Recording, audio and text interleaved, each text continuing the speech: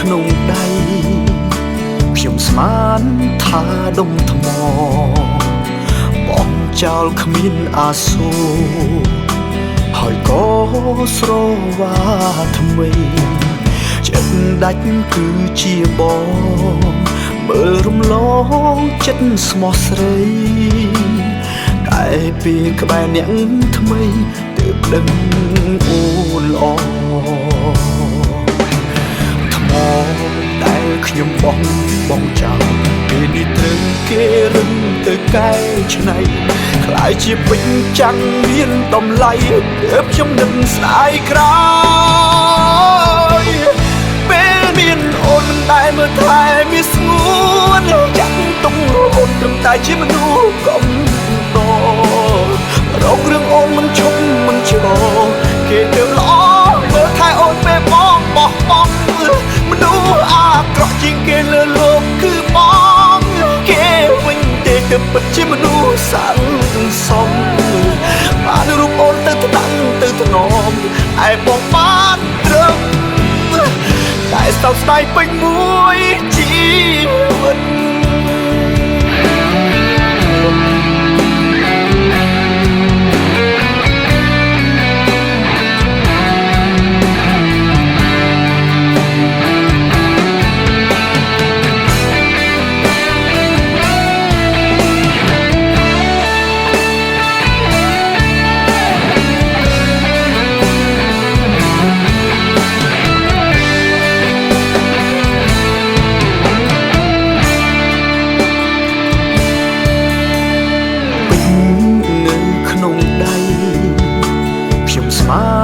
ថាដុំថ្មបងចោលគ្មានអាសូរហើយក៏ស្រវាថ្មីចិត្តដាច់គឺជាបងមើលរំល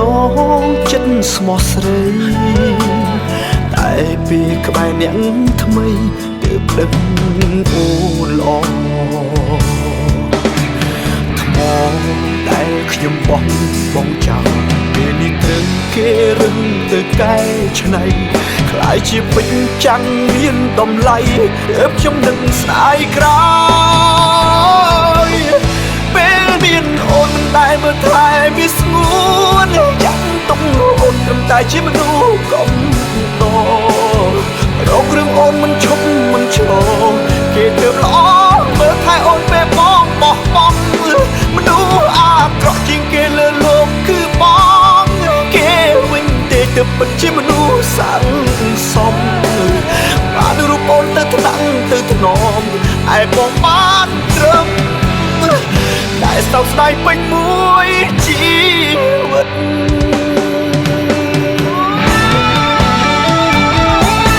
ពេលមានអូនមិនដែលមើលថែមានស្ងួនចាត់ទុកអូនត្រឹមតែជាមនុស្សកំ